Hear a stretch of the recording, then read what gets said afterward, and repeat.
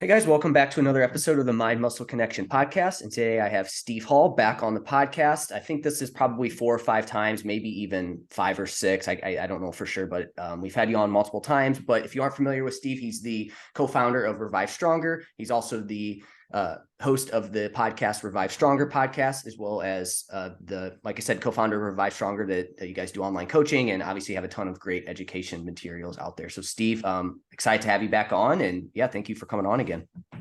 Yeah, I appreciate being on like several times. It means either you don't dislike me too much or the audience don't dislike me, or a combination. So it's always nice to be liked. I am that person that likes to be liked by everyone. So I appreciate coming back on. It's always nice to have a chat. Yeah, no, we already spent, 10 minutes or so just chatting off air, just catching up a little bit. So, and you are, a super nice guy. And, you, like you said, you want to be liked, but you do a good job of that as well. I think some people want to be liked, but they also don't know how to be liked either, though. Sometimes I think some people struggle with that, but yeah, no, your episodes always do well. And I think you were my like second guest I ever had on. So, and I had followed you for years before I started doing it. And I always knew that if I was ever going to do a podcast, you'd be one of the guys that I'd want to have on. And plus I'm still listening to your episodes, almost weekly now. You've had some good episodes lately. I think we've kind of had like some overlap in terms of like, you're like, hey, I'm having this person on. I'm like, man, I have one set up with that person. So like Eric Trexler's been on. That was a great episode that you guys had. Milo Wolf, that was, I don't know if you have released that one yet, but I think you did. It's coming out. Yeah, it's coming out this week.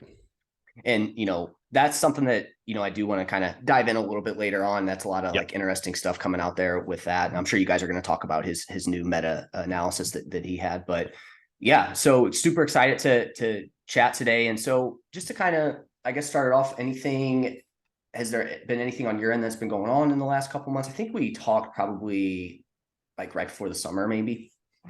Okay. So, yeah. So I think we haven't talked since I ran a mini cut. It feels like a lifetime ago now, but I ran a mini cut basically forced into running it. I didn't want to. I hadn't planned it. And I am that guy that tries to kind of periodize everything, as it were, to some extent. Like, I'm not always the best at it. And off season, I do kind of go with the flow a lot of the time. And I've realized mini cuts are probably something I have to go with the flow with, because I will not need to instigate a mini cut probably from a body fat perspective, unless it's maybe I'm approaching stage like the next year and I'm thinking about that sort of thing, but I'm not approaching the stage next year. It came from a appetite perspective, which I think I am like that weirdo on the end of the bell curve who just has like that skinny boy problem of appetite issues. But I essentially was finished my deload. I already was struggling with maintenance for the like latter half of my deload, where I bring calories down to about maintenance. I was already struggling to eat that. And then I came like whatever the Monday morning was, went to like eat my usual breakfast, and I was just like sat there looking at it, like left it. And I was like, man, how am I going to eat this? So then I started, and then I just started getting this. I can only describe it as if you've had like food poisoning, and you just kind of get this, like you start sweating a little bit. You get a bit of a stress response. Clearly my body just did not want any part of eating that bowl of like cereal.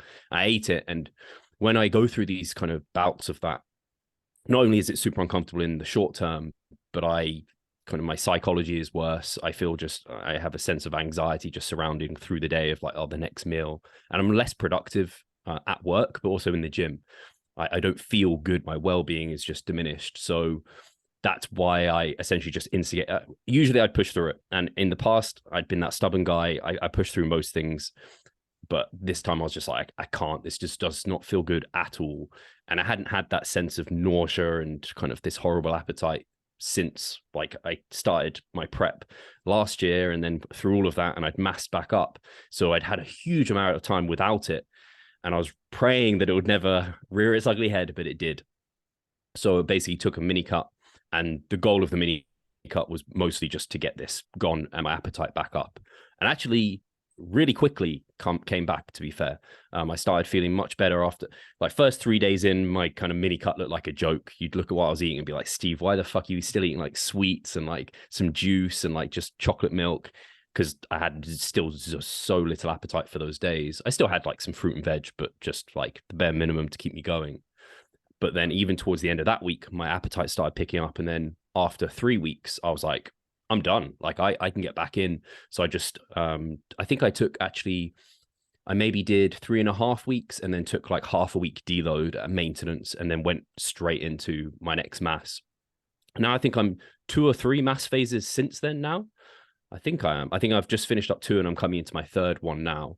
So like it just went so quickly. I guess that's the whole point of a mini cut, right? But the time is just gone so quickly. And yeah, my appetite has been great, but I'm not back as you would expect. I'm not back up to the weight that I started the mini cut at. I was like mid 190s, just on the cusp of that. And I've just come into the 190s now. I expect by the end of this mesocycle, I'll kind of be back up where I was when I started mini cutting. And I took about 10 pounds off during that mini cut too. It just came off super quickly, which is always a good sign I find from mini cut. If you start mini cutting and no weight really shifts, it's like your body's maybe saying it doesn't want to lose this right now or something. It's just, so yeah, it came off really quickly. And appetite's been okay. But I have noticed if I'm not careful with stress management, sleep, if I eat something, and I'm quite flexible with my nutrition, so I don't like to have restrictions. But if I introduce something new for a day, sometimes I know it the next day where I just feel a bit nauseous and not great. So if I get something a little bit off, I can already tell my appetite is not in a good place the next day. But if I have everything ticking over nicely, then I'm in a better place. And it leads me to think that maybe I have to unfortunately get into a position where I'm a bit more picky about what I eat on a day-to-day basis and just find foods that really work for me, which makes me think of like the Stan Efferding with his, I've forgotten what his diet's called now, the vertical diet. Vertical, yep. Yeah, so where he's very selective about foods that people eat. And I think I was talking to like Charlie and Mike and Jared when they're over for the seminar that we ran, and their calories get so high in the off season. And I can see if you're someone like me who doesn't have a great appetite and kind of has that issue, and then you're having to have like 6,000, 7,000, 8,000 calories, I can see why you have to like maybe get vertical, as he says, and kind of have these foods that you digest and go really well. So yeah, that's the main thing that changed in this period of time. I ran that mini cut, which was the first of this off season since I finished competing in November last year. So I was pretty happy that, because last time, I think my last off season before this one, I think I mini cut 3 times before, oh no, twice before I got to the point where I was at mid 190s. So I'm glad I think I was right to skip those 2. And I think they were unnecessary mini cuts that I kind of decided, oh, I should do it because of partitioning ratios or something like this. I just convinced myself it was the way to go. Yeah. And well, I know you've had this issue in the past too, where like you've gotten to a certain like body weight and you start to get that where like you have that hunger response on the other end where it's like, whoa, cut this out. And like you kind of said there, I mean, I feel like you said in the past you would have kind of pushed through it. And I feel like this is where you obviously get data on yourself and you do this so many times, you figure out, hey, like I probably shouldn't have just pushed through it. But I'm also thinking too, for you, like if you do try to push through that period, I would just imagine that that's your body telling you something that something's got to go on. And I don't think that you're going to be in the best position to like add muscle at that point. Cause I know like for me in the past, when I've gotten in like building phases, massive phases, whatever you want to call it, like it was the same way. It was just like, keep pushing weight up. You just got to keep pushing weight up. And it's like, but you also can't forget the fact that like you got to put your body in a good position to build muscle in that process. And I would imagine that you just weren't in that position at that point. Yeah, I think this is probably a good take home for the listeners is I think I was too often comparing myself to others, in that I was looking at how and I'd also have people from the outside telling me like, Steve, you have to keep massing. Why are you mini cutting? And I mean, like I said, I did 2 probably unnecessary ones. But like this time around, I'm way more confident in my methods because I'm just like, it's just so clear. Like it's almost that point where like if people don't know you, don't take their opinion seriously because they do not have the context of behind what's going on in your life. But so many people will give you opinions from the outside being like, no, no, no. And then I'd also look at other people and be like, oh man, they're getting like 30, 40 pounds above stage weight. I need to push to that point to improve. And then I just like reflect on where I am, think about what's the kind of what creates muscle growth. It isn't just being heavier and bigger necessarily. And yeah, as we spoke about, I had Eric Trexler on and we talk a little bit about I don't know if the episode will be out by the time this is, but we talk about that like upper and lower intervention point. And it's like, everyone's different in that regard. And maybe I am that kind of spendthrift individual where like, I'm just that kind of, again, skinny boy genetics, where it's like, you just have a harsher response. Cause I have a lot of clients where they might have like this upper intervention point, but it's very like, it's not like a intervention. It's more like a, I don't know, it's easy to seep through it. just kind of a sticking point essentially, but like you can get through it. It's not like yours where it's like you literally can't eat any more food at that point. Yeah, yeah. So, and again, it's that individual difference. I'm sure you have clients, Jeff, where you're like, don't know, you're shocked by how little or how many calories they have to have, or how little volume or how much volume at times. I have it where I have most are in the middle, of course, but some are at the other ends, and I'm just like this doesn't make sense if I think about averages, but when I look at what's happening in real time for this person, actually they do need this little food or this much food or what have you. Right. Yeah. You really have to take that in consideration and not compare them to somebody else or what you hear. Right. Cause I think the common one there is like, oh, like, I feel like this was pushed a lot, like 1,200 calories is bad. And it's like, I mean, it just depends on the situation, right? Like somebody, if they want to keep getting leaner, they might have to go that low, or, like we said, people just have individual responses to that. For you, do you think that it's more like how much food you're eating, like the calorie amount, or do you think it's kind of the weight that you get to that, or do you think it's a combination of both for you that it kind of causes you to get to that point?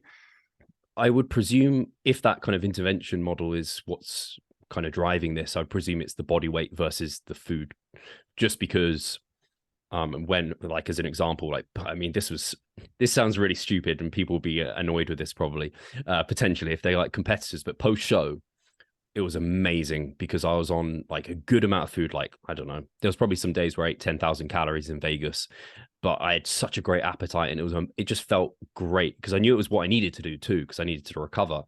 And but I can also control myself, so I can have a couple of days of 10,000 calories, and then I'm like, right, I can pull this back to 5,000, I can pull it back to 4,000. So at that point, like, I could have eaten the world probably. It would have been like quite easy for me. And so for a long period of time, I was running like 4,500, 4,000 calories in that recovery phase, which I'm not even up to now. But it was way easy to eat it back then. And I had to make sure to have like lots of my kind of foundational kind of quote unquote clean foods, diet foods, to make sure that I wouldn't overeat.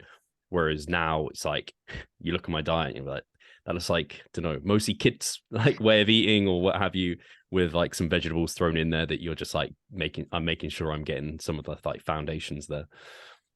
For you, then, what are some of those foods then that you're thinking you might have to potentially kind of cut out, or For massing or yeah, for massing? Because I know you kind of mentioned like you yep, think that food choice is probably playing a little bit of a role in this as well too, and you kind of hinted at like the vertical yeah, diet. So I'm just not sure if there are certain foods for you sure. that you're already like, hey, this is one that's probably a no go for me. Yeah, it's something I need to get better at. I need to, because I log my food, I track it, and so I have that data. It's making sure I track then when I don't feel great, and then trying to see, okay, did I sleep well that night? Did I have a stress, like, was I away that weekend and like busy and stressed, or was everything like in a vacuum the same? And I introduced this one new food. So I can only think of like a week ago or so where I had this kind of very nausea feeling day. And the worst of it was overreaching, or my week before deload leg day. And I was just like, fucking the worst day it could have been. So I managed to push through it. As I told you, I try and push through everything I possibly can. I just had to take lots of rest between sets and like make sure not to like have a burp to come when I was about Yeah. to go into like a squat. And I know the night before that, I think this wasn't actually food selection, but it was nutrient timing. I think I was busy. You probably have this sometimes where maybe you have like back-to-back podcasts, or you have like a consultation, a small break, a podcast, and you like grab some food, you think it's enough, and then you like maybe backlog it or what have you. And then you realize at the end of the day, like, oh no, normally I only have 500 calories. I've got like, maybe it's like 1,000. And I got into that sort of position where I'd eaten my evening meal and I was like, oh, normally I'm like, this hits my numbers by now. And then I checked, I was like, oh shit, all I had was like chocolate milk post workout. I needed another 500 calories I normally have through like some fruit juice. And I just completely forgot it. And so I kind of made up some extra food that night and essentially had like 1,500 or close to 2,000 calories within like 3 hours of going to bed. And it was just, I think that then bled to my sleep not being as good, and then the next day me not wanting breakfast, and then just led into it. So I think it was nutrient timing more than necessarily the foods, but I do need to pay attention also to the foods, because some days like I do notice my digestion the next day is maybe poorer or better. Yeah. Yeah, I mean, it's interesting. And again, I think this is just goes to show like you just have to, I mean, you're somebody that's advanced and like you're still, figuring some of these things out, right? I think there's people that they do this once and they think that everything's going to be perfect and they're going to have everything figured out, but it's going to take time to see. And like you said, certain timing, like timing of it can be, important and can, cause issues. So yeah. And then I guess you did kind of mention too, like one thing for you is you're more confident in like your methods around massing and stuff like that. So I'm just curious, what are some of those like methods that you do feel like super confident now compared to like in the past? Sure. So I'd say it's a training and nutrition thing, but particularly with if we take the nutrition side, I think rate of gain is one where I know I previously had held myself back to kind of slower rates of gain and maybe trying to kind of gain at the rate limiting amount of muscle tissue that you could possibly gain. And I know that held me back for certain. And I'm even confident enough to say that, sure, even if my methods are, I'm in more of a surplus than I need to be, I'd prefer to be on that side of it than in too little of a surplus. And I see it time and time again with clients and with myself, where if like you're maintaining for too long or like you're unsure if you're maintaining or in a surplus, like you just the progress is just hampered a little bit. And especially for people like myself, like where appetites and things start becoming a problem, it can get really tempting just to be eating like enough and feel good and kind of maintain.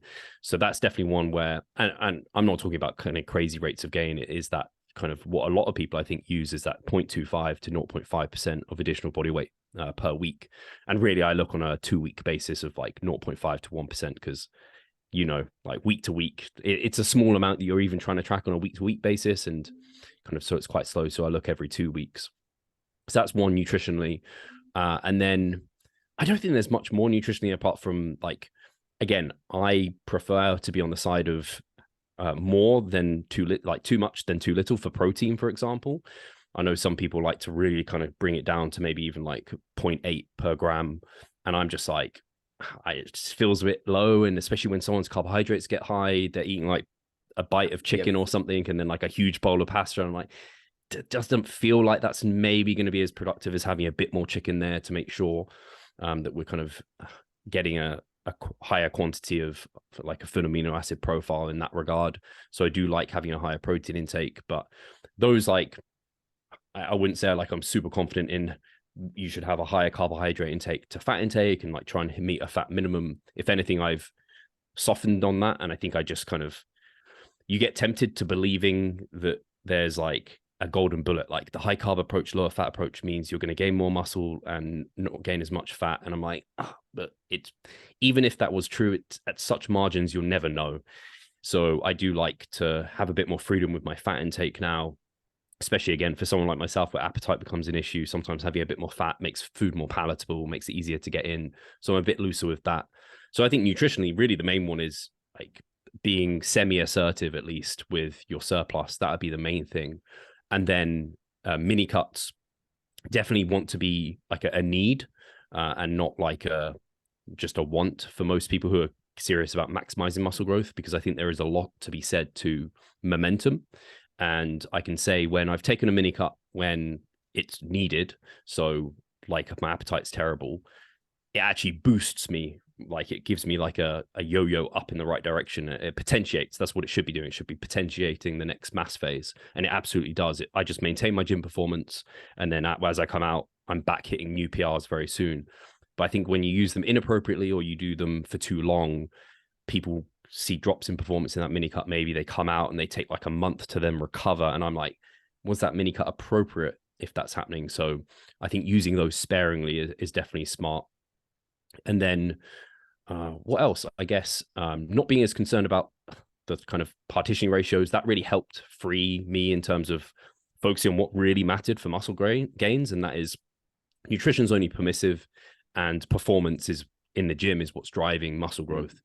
So really focusing on being at a body comp that's driving quality performance. And if you're still seeing improvements in your performance in the gym, unless we need to diet for other reasons like appetite, or we need to do it for, I don't know, well-being, or for example, you've got like, again, a photo shoot, or kind of you're going on stage and the short term where you need to kind of make sure you're not getting too far away from that goal. I'm like, keep pushing up, like keep going. So yeah, those are things I think I've over the last few years have become really abundantly clear to me that that's how you get productive massing phases.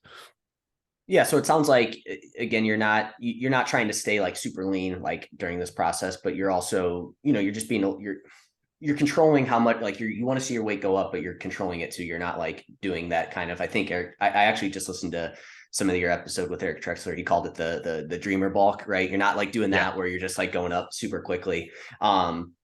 Because I do agree with you. I think performance is super important. So basically what you're saying there is like, kind of monitor your biofeedback, make sure that rate of gain is kind of like slowly going up and you're not like, kind of screwing yourself on calories, and just watch that training performance and kind of let biofeedback kind of be your guiding factor there in terms of like how far you keep pushing it and whatnot there with it.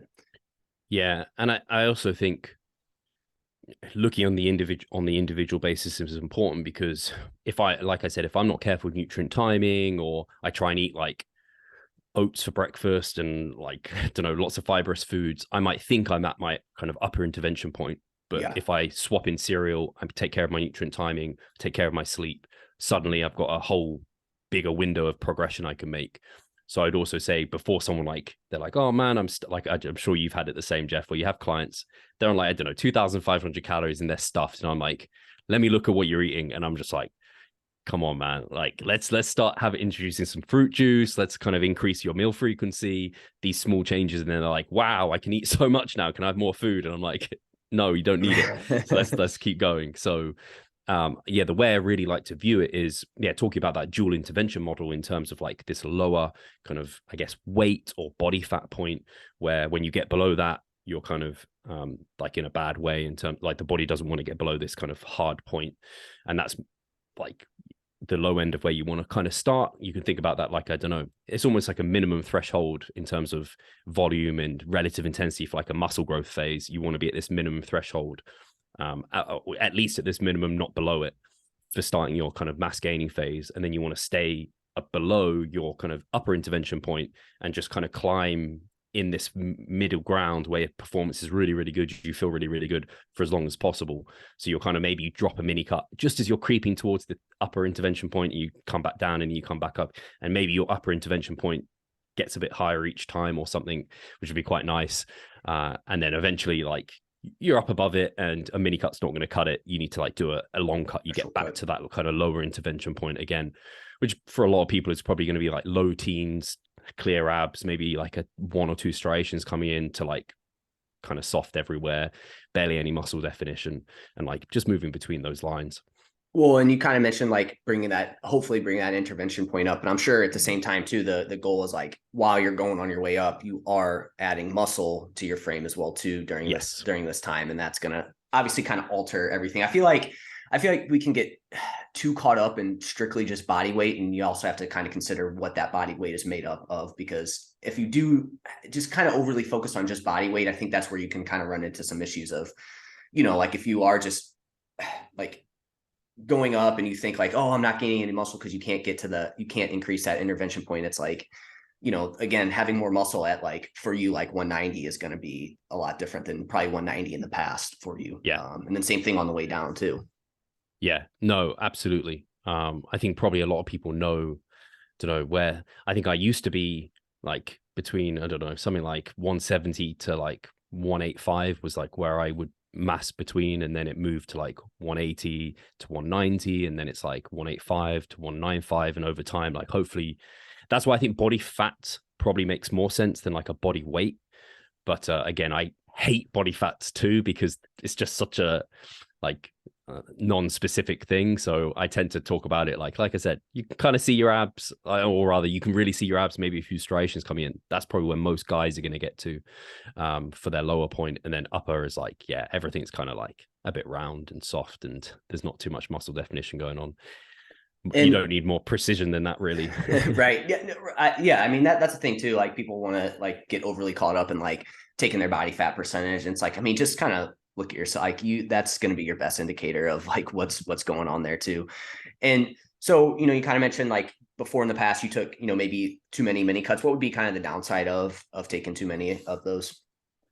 So yeah, I think there's a lot to be said about momentum when you're massing, in that like in terms of progressive overload, it's like if you're switching exercises too frequently, you learn it, you get good with it, and then that's where you're really in the good stuff, where you're making it tougher over time. You're causing that kind of stress response for the body to have to adapt to, and hopefully you're hitting some PRs, and you kind of milk it out for as long as you can until it's getting a bit stale. You're not getting as good kind of pumps, disruption from it, and maybe it's just like plateaued in terms of your performance. You haven't been improving on it. Then you rotate a new exercise in, you get that kind of novelty, you learn it.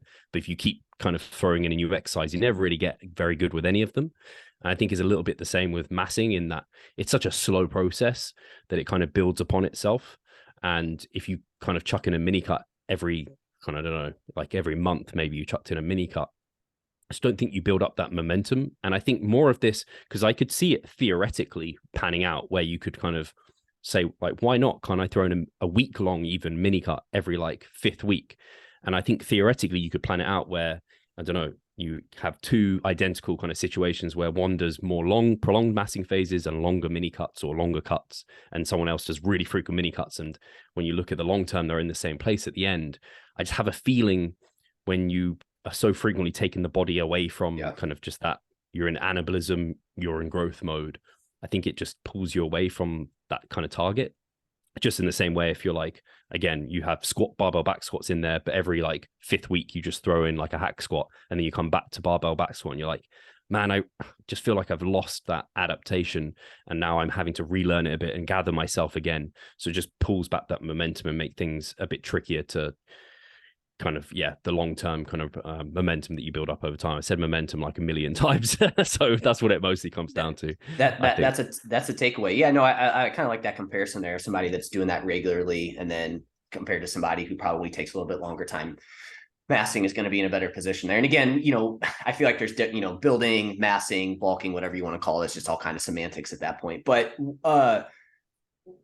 what would be like, I think too, in this situation, if you are somebody that feels like you need to take a mini cut every 4 to 5 weeks too, like, I feel like at that point you need to like kind of go back to the drawing board and see how you're going about gaining weight too, right? Because I think that's where people get themselves into trouble the most here in these massing phases, building phases, is they have no like structure with their nutrition. They see that weight spike up super quick. And again, probably when your weight spikes up super quick like that, you're probably going to have more fat mass than muscle mass. And that's probably where people get themselves into big trouble here with this. And they feel the need to take that mini cut regularly. So if somebody is doing that, obviously I think, it's, you need to fix your methods, but what would be some things that you try to, work on with that?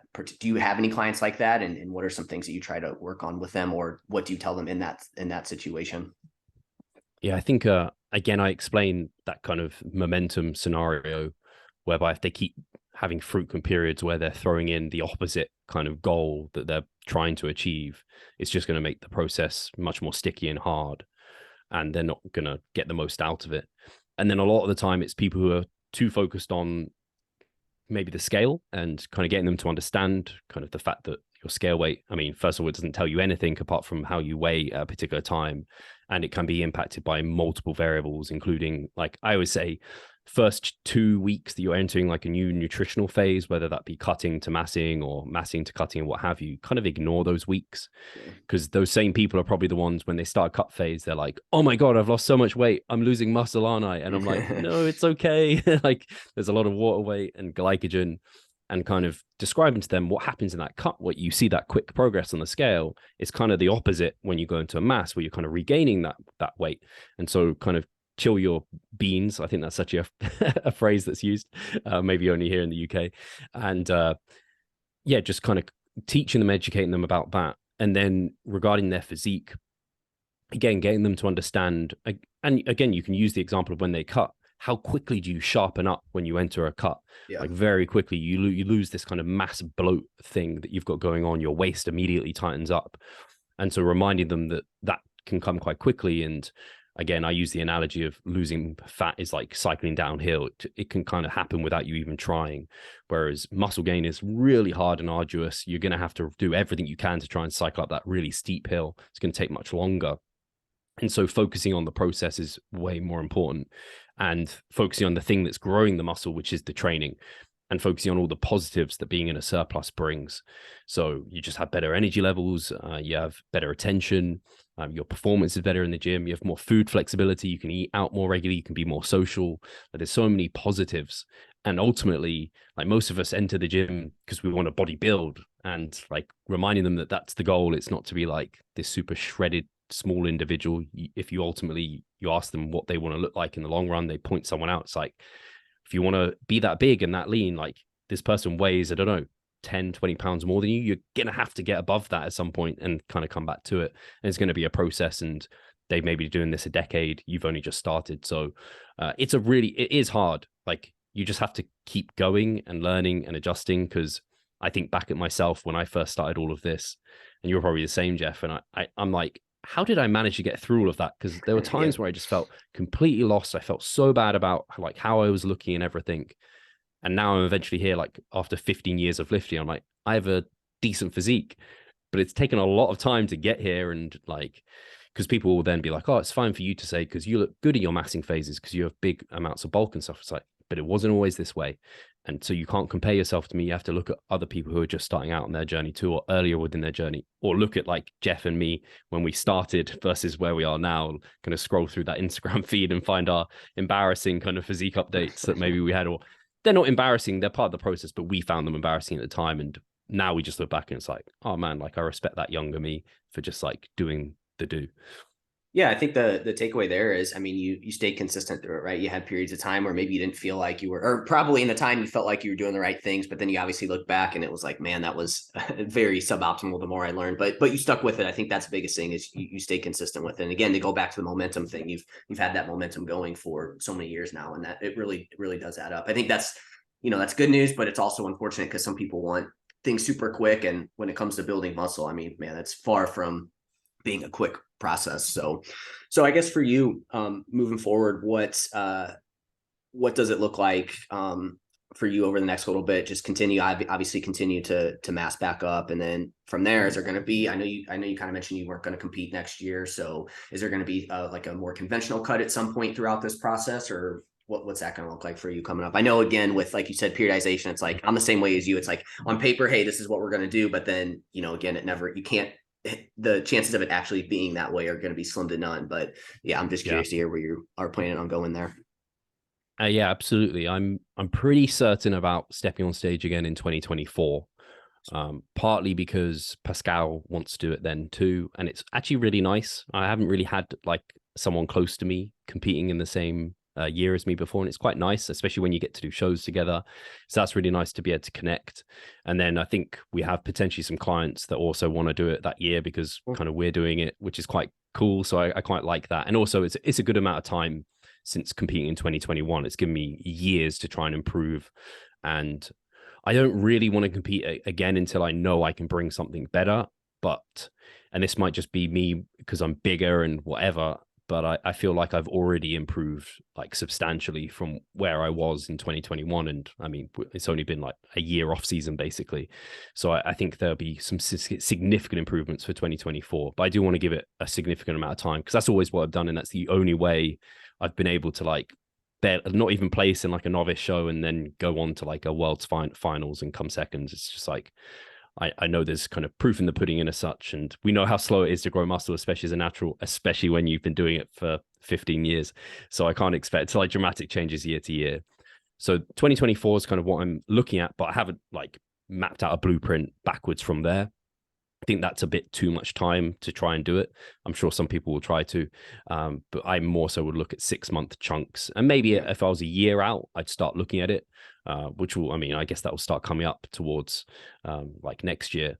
But at the moment, I definitely want to try and every mini cut I do, I always want to try and beat the kind of pre-mini cut weight before I do any other cutting. So like I said, I think I hit like 194 was like my top end weight when I started the mini cut. I want to at least hit like just below 200 pounds this time around before I think about cutting again. I think it probably will be another mini cut because I only did like 3.5 weeks last time. So I think if I did like 4, 5, 6 weeks this time around, I'd get back down pretty damn lean again. But I don't think I'll have another mini cut in May after that. I think then I'll probably do something like, and this will probably work out if I mapped it out fairly well. I do like a 10-week cut after again massing for like, so if I have a mass meso now, and I do another and maybe another after that. So another 3, run that kind of 4 to 6 week mini cut. And then I think I'll maybe have 3 massing mesos. And then probably at that point, I'll hopefully be the heaviest I've ever been or close, 200 plus pounds at this point. And I think at that point, 10-week cut, and then maybe an extended period of massing, and then start like a prep. I think something like that would work quite well, where I start prep at maybe like just below or around 190 pounds. So then I've only got maybe at most 30 pounds to come off. That might work quite nicely. Something along those lines. That sounds okay. Yeah. So a couple massing phases, a mini cut, back to massing, and then potentially throwing in a cut like that would be around, get you around 200. And that's where you would end up potentially competing again. Yeah, I think if I like to start a prep at not much more than 10% above the lowest weight, that I need to get to, not stage weight, because stage weight could be like 2 to 5 pounds above, depending on like how much carbohydrate you can load. And I know the last time I competed, I saw a few, like in 2021, I saw a few below 170 pounds. I think to have got some like my rear glutes. I say rear glutes because I'm thinking my side glutes come in really heavily. I was like, because I'm thinking rear, I don't have front glutes. But yeah, to get them fully in from the rear, like Brett Freeman style, I think I probably needed to lose another couple of pounds. So I think if I have gained some muscle, I think if I hit just below 170 pounds, I could get a few just below 170 pound weigh-ins. I'll have that kind of newfound condition with more muscle mass. So again, like 10% above that is like 20 pounds above state, like that weight would be quite nice. So again, if that's 190. So yeah, in and around that would work perfectly. Cool. Yeah, no, that's awesome. Yeah, I think obviously, again, like we said, we've been saying this whole time, like you've done multiple shows and you're still figuring out how you can improve off of that too, and whatnot. And I'm sure, again, like you said, I'm sure there's going to be things you're going to take to your next prep that are going to be even better than what you did this last time. So really looking forward to seeing that. And again, every time that you update something, and you can always tell you're improving, and that's really cool to see. So one thing we did forget to talk about was your training. How's that? Is there anything, we talked about how important it is for building massing phases, and we are leaving it here towards the end, but how's that look for you? Training, like frequency, is it the same? Have you changed that up? Yeah. So I think I made maybe 2 significant changes. One very significant, I would almost say, and I might change from it, but at the moment I'm really enjoying not going back to it. So one big change was I used to train twice daily, and I did that throughout my entire like off season 2017 to 2021. And I would literally, a lot of the time I would have 12 sessions. Sometimes it was 10 through the week. And when I got into prep, I think I was still doing that, partly because it kept my step count up. But since we moved here, and I can't remember, I think it was after my initial recovery phase, and then I took a bit of a lower volume period, I was just like, my volume doesn't require me right now to come in twice. Like, I'm just not doing the number of sets that I used to. And I've just found that my set volume is lower than it previously was. And I think part of that is due to maybe being stronger, maybe having better exercise execution, and maybe even better availability of exercises, because some of the machines that I have at my new gym are just better. Like the hack squat here is one of the better hack squats that I've ever used, things like this. And I think maybe my intent has got a little bit better. I'm better able to push myself, particularly on the lower body.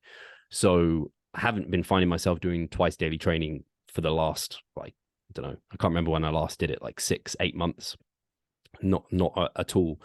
And I don't really feel like I want to go back, because I think I think at the time, like it was, again, you just get into a routine, but I did often find myself just kind of, it became a hassle, and I'd kind of put it off. And just with the fact that, like, I have a dog, I have to walk her in the morning, and then like I go to the gym, walk to the gym, come back, and then have to walk the dog again during the middle of the day. And then like I'm back, and then again, I have to walk the dog in the evening. So to introduce another like walk out to the gym, it just started getting a little bit hard lifestyle wise. And I was like, man, I'm working quite hard to try and do this thing. Sometimes I really don't feel like going.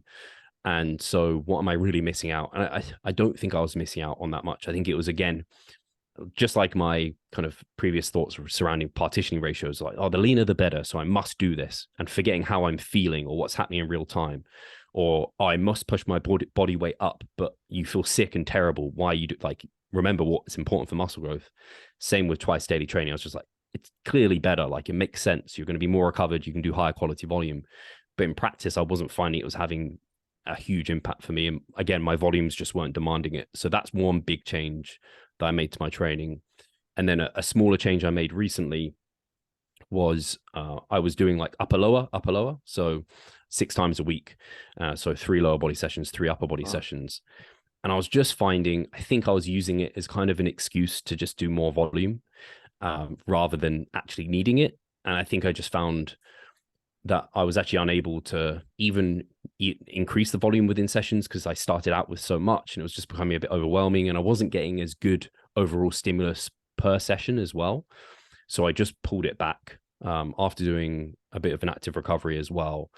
So my volume tolerance was lower anyway, but I'm finding going back to, I'm doing a push, legs, pull, push, legs, pull, and I'm just preferring doing that setup. So I'm only training the kind of main muscle groups twice a week versus previously 3 times a week. And like my legs just do not need it. Like I don't even know. And sometimes I found if I was having such high frequencies, I don't know if you've ever played around with them, but sometimes you have to hold yourself back. And I'm like, Steve, why are you having to, like, you're worried you're going to overdo, like, I don't know, 3 sets of quad work because you're going to be sore still for your next leg session. You're just better off for lowering your frequency if you're not going to be recovered in time. That's like standard stress response adaptation curves. Like higher frequencies aren't default better, and it's volume by the end of the week and quality volume that matters most. So I guess that's the take home there, is like focus on that quality volume and don't just do arbitrary things just because you think maybe it's going to be better in that case. And again, my enjoyment's just much better. Like I'm glad I can go in there, do my session in one go. If it's push, it's just like I can do my chest, I can do my shoulders, I can do my triceps in one session. But when it's upper, it's like, right, I've got to do like arms, delts, like back, chest. It's a lot to try and get done. And again, if you're not careful about trying to prioritize certain areas of the body, that can get a bit overwhelming. And I just found it to get that way. And I've seen it the same with clients where they're like, they want more and more. And I'm like, yeah, but look at your set volumes. You're doing what by the end, like where your MRV is, like not much more than 10 sets for your legs overall. So do you need that split between 3 sessions? No, you don't. That's interesting. So for you, it's been like kind of just figuring out how to basically just improve the quality of each set that you're doing. And for you, that was just kind of decreasing that frequency a little bit to where now you're hitting legs twice, because 3 times to me does seem like a lot. I know for you that was like a area that you really wanted to improve, was like your quads. So I could see potentially needing that, but for me, I could see, like, I definitely enjoy having, like, I do push pull legs, push pull, and I just like having that push like in one day. It just seems like it's a easier, you go into it just like, okay, I have this to tackle, and it's not like this like overwhelming thing that does affect your training and how you go at each set. I feel like if you feel like you have a ton of like volume to do in one training session. Yeah, that's definitely that's the actually huge message from me for that. And I hadn't really thought about it. Was just my quality is so much better overall. So like I said, execution, intensity, exercise selection, all of it. Like I look at my leg training, and like you said, like quads are an area I really want to bring up. And I look at it, I'm like, man, Steve, you're only doing like 4 or 5 sets like twice a week. Is that enough? And I'm like, I finish my leg training sessions and I'm like pretty hobbly, and like I've not had the sensation. So I think it can be easy to, because you hear, and it's true, like the more volume you can do and recover from, the more growth you get. So it can be easy to focus on volume, but actually before that, you have to have quality and intent and focus. Yep. And so you should focus on that, and then volume will take care of itself as you kind of auto-regulate out of it. And that's been my kind of transition, is like focus on the kind of cart before the horse. Don't put the cart before the horse kind of thing. Yeah. And I think exercise selection plays a big role in that too, in terms of like, I think some people shrug it off as like, oh, you just got to do whatever. But I do think, finding exercises that work best for you, I think are going to be important too. And like ones that, maybe aren't as fatiguing or you hate doing. Cause again, you have to take that into consideration if you want to like keep going. Like I think, there's certain protocols that are going to be better than others, I think. But at the end of the day, like you said, you do have to kind of take into consideration, how you're feeling going into these sessions. And if like certain exercises, I feel like just drain you and they just really zap your recovery, like you have to take that into consideration as well too with it. So Yeah, no, absolutely. And I think I said cart before the horse. It's horse before horse the before cart. the cart. I reckon I make these mistakes all the time. I would say the same thing too. And actually, I guess one final thing, because you brought up Milo. So I don't think it's fundamentally changed. It's probably the same for you, I imagine, Jeff, where it hasn't changed too much because we already realized kind of the benefits of full range of motion, taking things through a deep stretch. Kind of stretch mediated hypertrophy wasn't a new thing to us. It was something that we'd all been thinking about in the evidence-based industry. It's just that his meta-analysis brought it all together.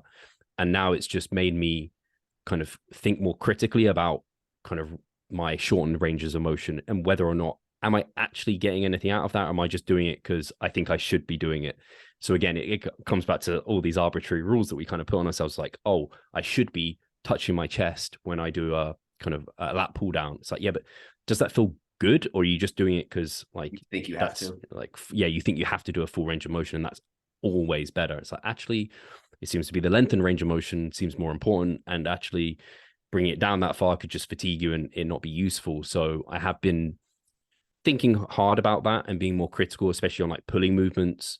And I think the biggest change probably has been allowing myself that like last kind of quarter of the range of motion to not consider that a must and just be like, oh, you can actually just pull down to like a couple of inches before that point, and maybe just saying like down to my nose or what have you, or kind of pull past your knees on a cable row. You don't have to pull to your belly, because even when I was doing those things, I had to use momentum to kind of get it there anyway to get a good SFR. Because if I did it strict, it just feels really crappy.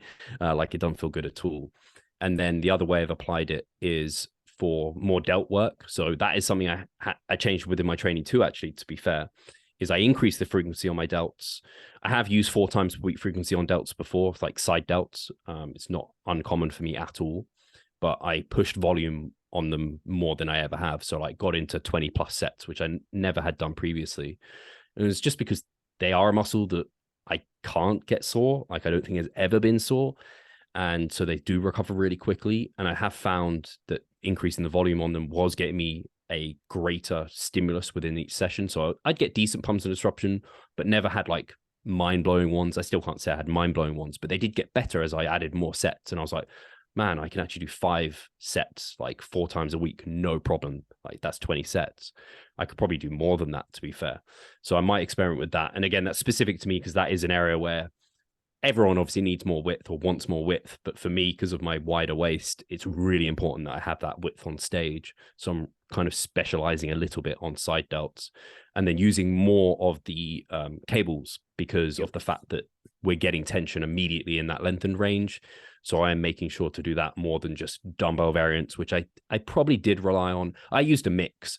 I think I used to do like a 50-50 mix more than anything, but now it's more 75-25 because I still do feel like I get good stimulus from the dumbbell ones. So I feel like it would be a bad move just to completely remove them from the training program completely, because we've got this kind of building research suggesting the lengthened is likely going to be superior. It's not like you get zero lengthened tension in that point. And again, it's like if it's feeling like it's working, it feels good. I don't want to kind of just completely remove that from my training. It's like, I don't know, you might decide to remove all shortened range of motion for everything. It's, I don't know, you don't lock out your leg presses and you don't lock out your leg extensions. It's like some of it just feels right to do it too.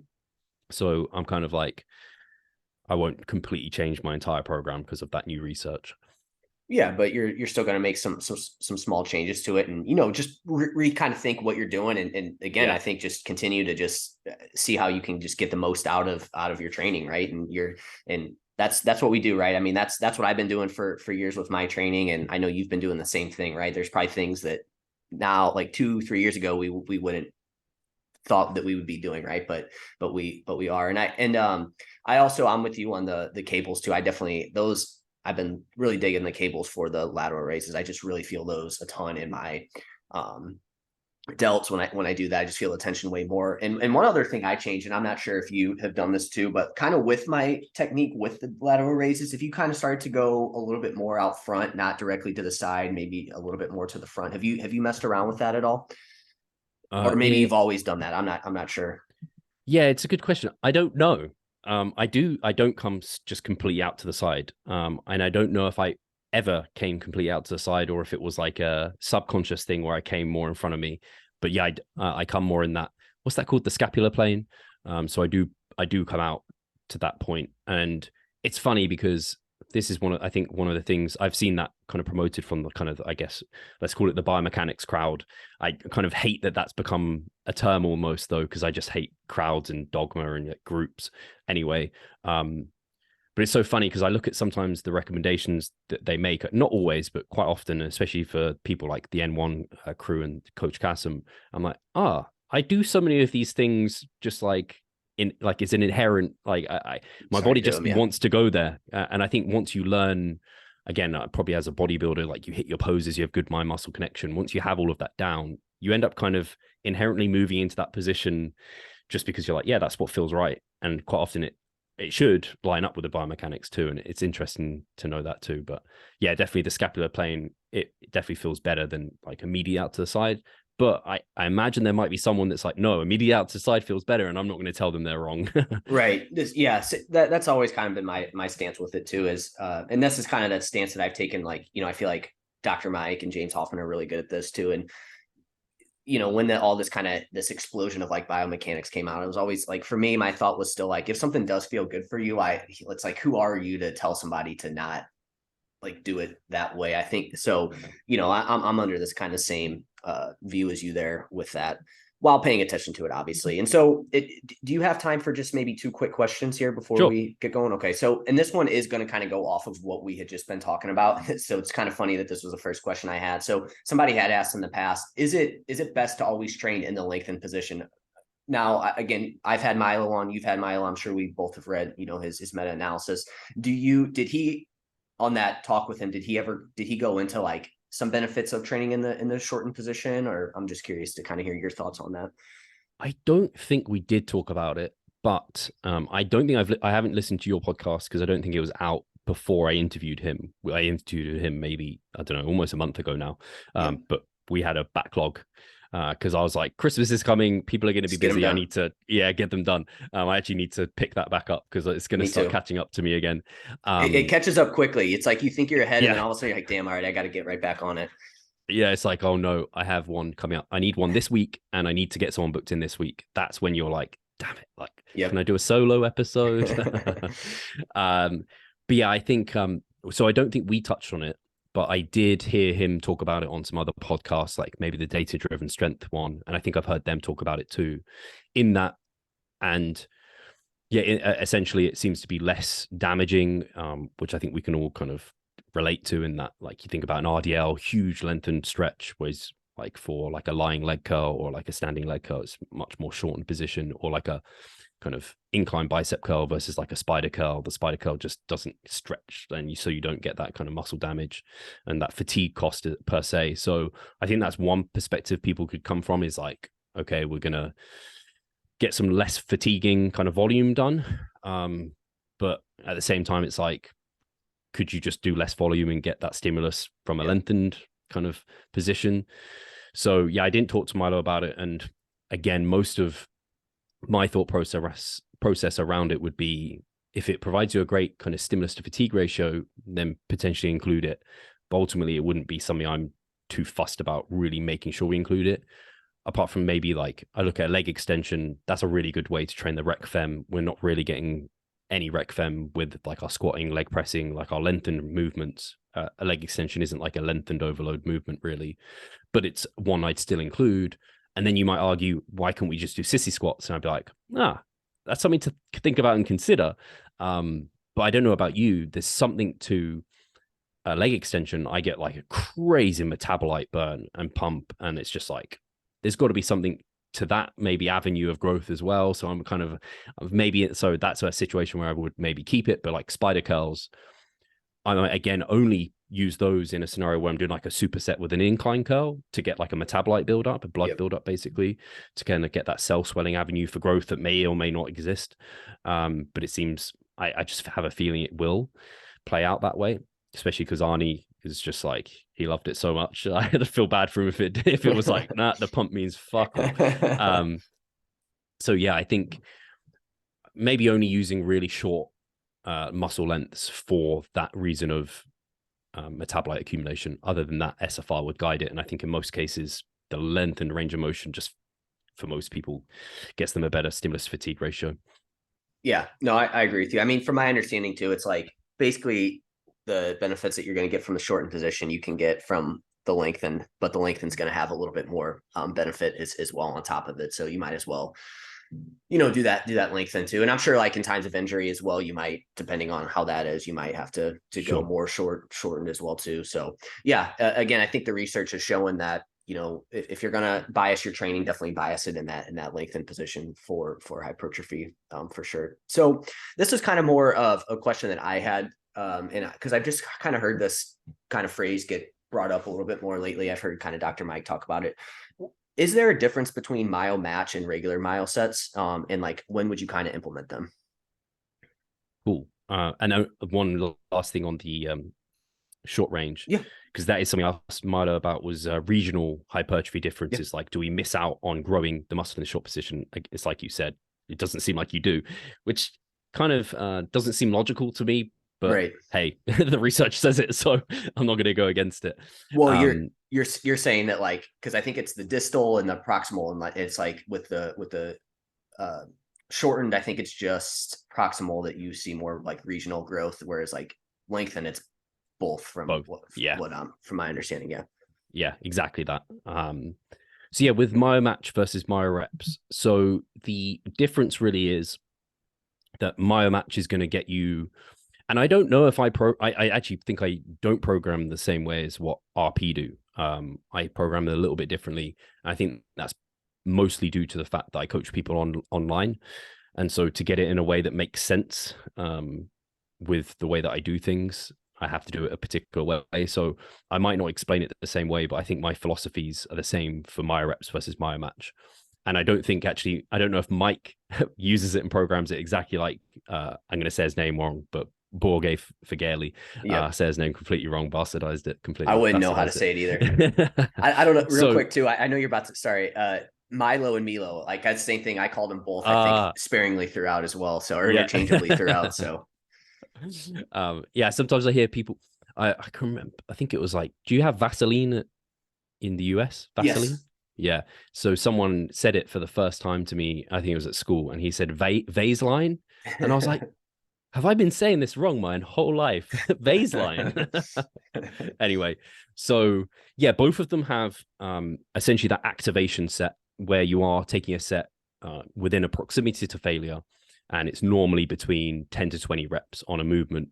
And then they both, but the difference here is with Myo-Reps, you then have a brief rest period, and then you do a cluster, and that's normally 3 to 5 repetitions. And then you keep clustering. I think this is how Borge would normally do it. You keep clustering and having short rest periods until you can't get 3 reps anymore.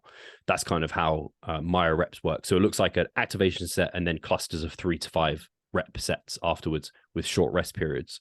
So it could be a decent amount of volume, but it's not like a crazy amount. Whereas Myo-Match, you're doing that activation set, and say you get 16 reps. Now you rest as normal for the next set, and then the next set you want to achieve 16 reps in total in as few cluster sets as possible, all taken to like an RAR that you're trying to achieve maybe.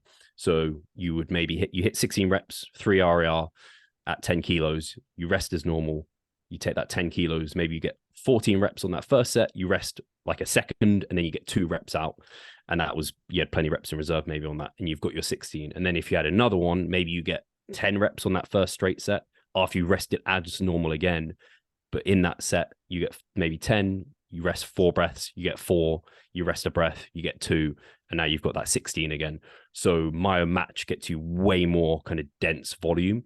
And so using it for like calves, using it for maybe delts, areas like that just, you can just take a stupid amount of volume, especially calves. For me, I almost will exclusively use Myo-Match maybe in future. I'm not at the moment, but I might just end up doing it that way.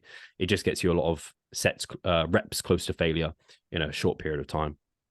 Okay, yeah, that makes sense now. So basically, there it's like you're whatever you do on that first like actual working set, straight set, then you're matching that. But however many breaks you take, it doesn't matter. You take short breaks though to match that rep from the first set essentially.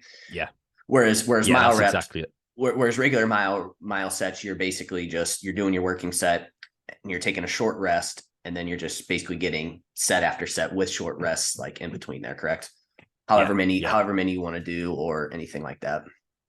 yeah. So the I think the only reason you'd use maybe one over the other is if you needed more volume, you would use the latter over the former, and I would use the former more in like a metabolite block specifically, for like I don't know, as a finisher or something for maybe leg extensions or something. Whereas the other one is maybe one you can use a little bit more kind of longer term as just to get dense volume in for some muscle groups that are just it's just annoying. They're the Well, ones that need loads of volume. and I'm sure you wouldn't do this for like back squats or No, RDLs or stuff like that as well too. You gotta be careful with that.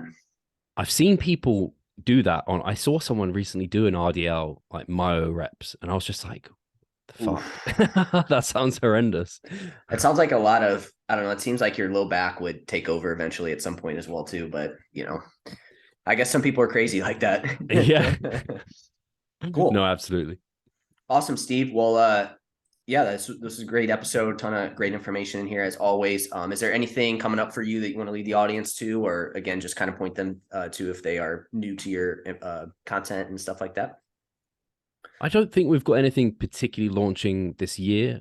So yeah, as always, like revivestronger.com is our website. You can find our coaching there. I will say, I think I can say this here, because it's not like it's crazy news, but we have Mike Chalice, who was our physio on the team. He's already started working with some clients, so he's now going to be another coach on the team. We just Awesome. haven't announced it officially because he was already like on the team, and I was then gonna say it, I thought he was kind of on the team already, but cool.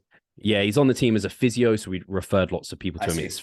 It's great because he's a bodybuilder. I coach Mike as well, so he's a great guy, and yeah, he's going to be coaching people, and he's going to be like, I don't know what his capacity is going to be like because he's also still doing his one-on-one physio, but he's going to be kind of a very like good price point considering like who he is and where he'll be in a number of years' time. So that's kind of the most exciting news for us at the moment. But otherwise, we're working on some things for next year, some seminars and things, but nothing I can say too much about apart from people know we work with RP a lot. So there'll definitely be Team Full Ron will be coming over again. We probably put a bit of a twist on what we normally do this time round that I think people will like. But yeah, nothing huge on our end otherwise. So yeah, I appreciate you having me on and having the chat. Yeah, awesome, Steve. I'll link all that stuff in the show notes as always. So, and we will chat with you soon.